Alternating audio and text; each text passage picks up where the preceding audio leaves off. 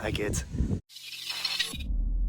So as promised, we're getting back to some Honda Element content this week. Let me show you what that's all about. So a few weeks ago I replaced the lower control arms on the Element, and I showed you a video about that. What I didn't show you is when I did the other lower control arm, well, the speed sensor wouldn't come out and it ended up breaking. So now there it is hanging, banging around, making all kinds of cool road noise. So today we're going to attempt to extract the broken speed sensor from the knuckle. So I ordered a new sensor from Rock Auto. This is a cheapie. I've used these before on Odysseys and they seem to do just fine. So here's what our new speed sensor looks like. What tends to happen is rust on the steering knuckle gets down in the hole where the speed sensor goes. And it can make it so tight that you can't get this out. And mine just snapped off, just like happens to a lot of folks. So let's see what it's going to take to get that out and fix this problem.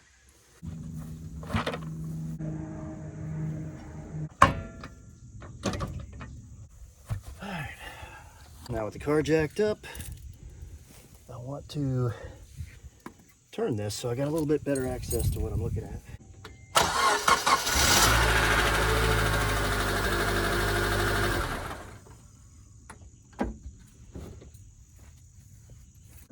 Okay, let's see if I can see that. That wire sticking out of there, that's the speed sensor. It's snapped completely off. So what I got to do is try and figure out how to extract that. It's not going to be that easy. So I'm going to start by lubing it up a little bit. I don't know if this will make any difference, but there it goes. And remember kids, there's always time for lube. Now, this thing is really just a plastic, I think it's a Hall effect sensor.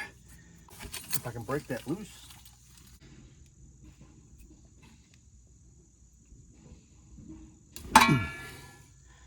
Not gonna go easily though. Let's try a few persuasive techniques. Try and loosen that up.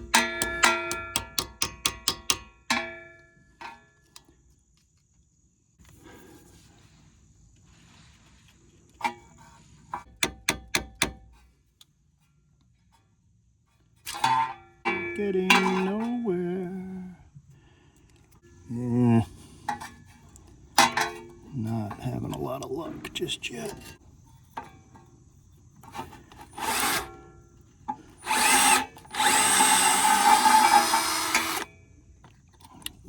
There's part of that.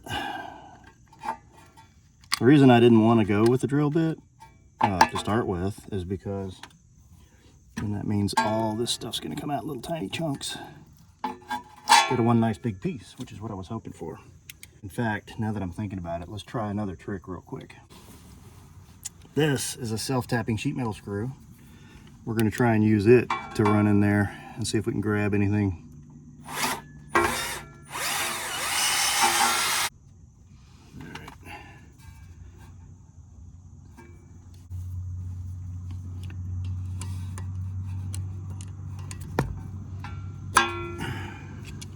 I got anything on that.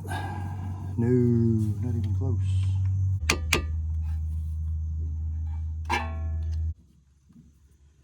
little more juice.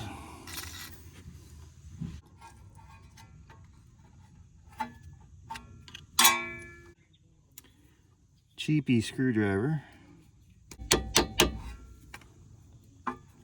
You can also pull this knuckle and pull the wheel bearing and get it out that way.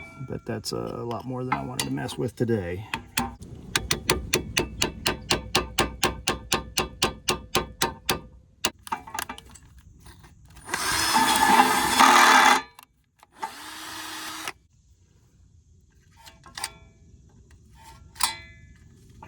Let's see if I can grab that.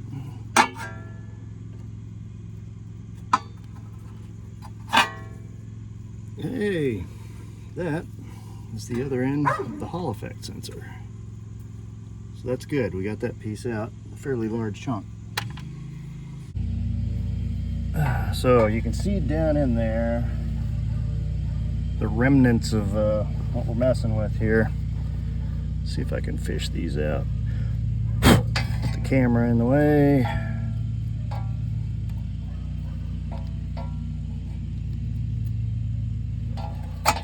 Hey, look at that. All right, so that is what I've been arguing with all along. And now I gotta clean that hole out some. See all that rust on the end? That's the problem. That's what was holding it. Now the question is, how much junk is still down in there? I'm gonna actually try to flush it out a little bit with some WD-40.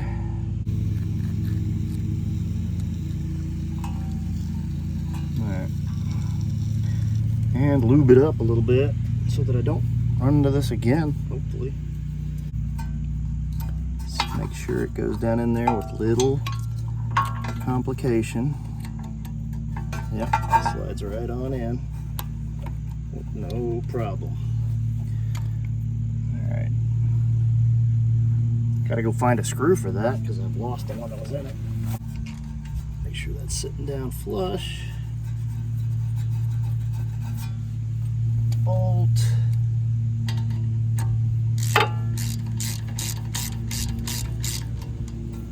Oh, happy times.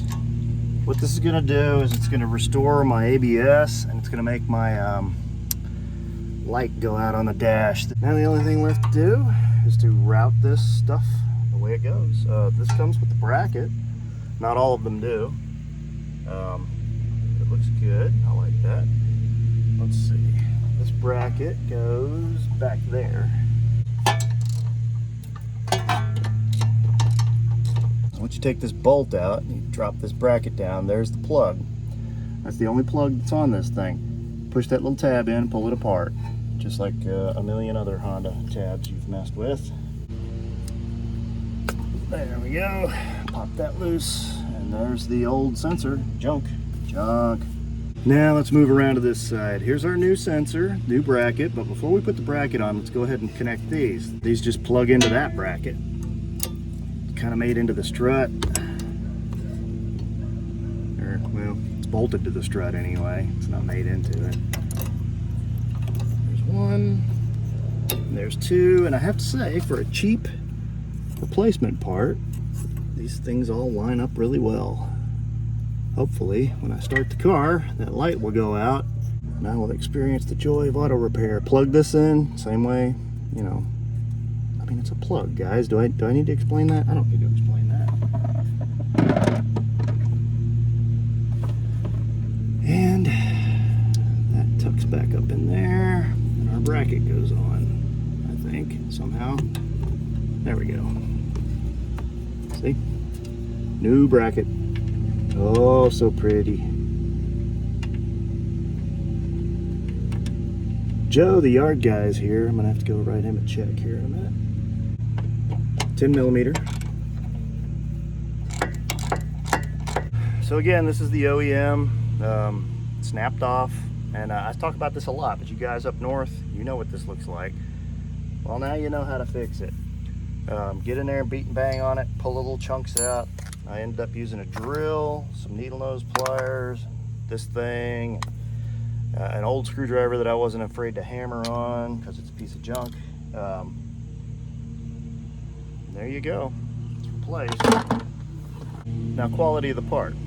Is this cheap, I think $15 Rock Auto part gonna make my light go out? I hope so. Let's find out. Someone in the comments section the other day said that I'm like the Bob Ross of auto mechanics.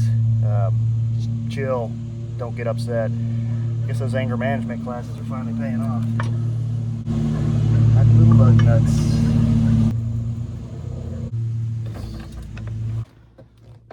So we take the code reader, put your key in the on position where your lights are coming on. You can see the little ABS light down there.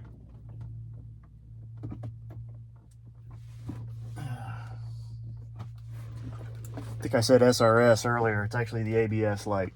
that speed sensor is going to drop out your ABS and resort to a more primitive type of braking system until you fix that. All right, there's an O2 sensor code that I'm going to be dealing with here soon, probably in the next month or so.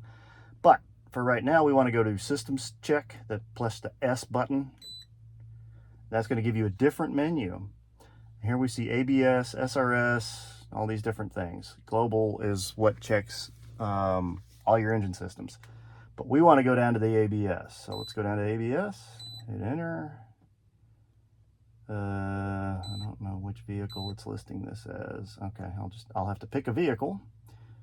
That means 2003.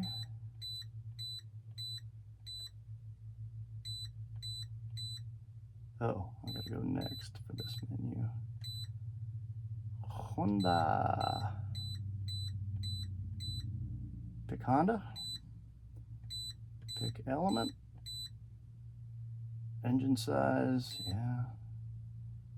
Is this your vehicle? Yes, it is.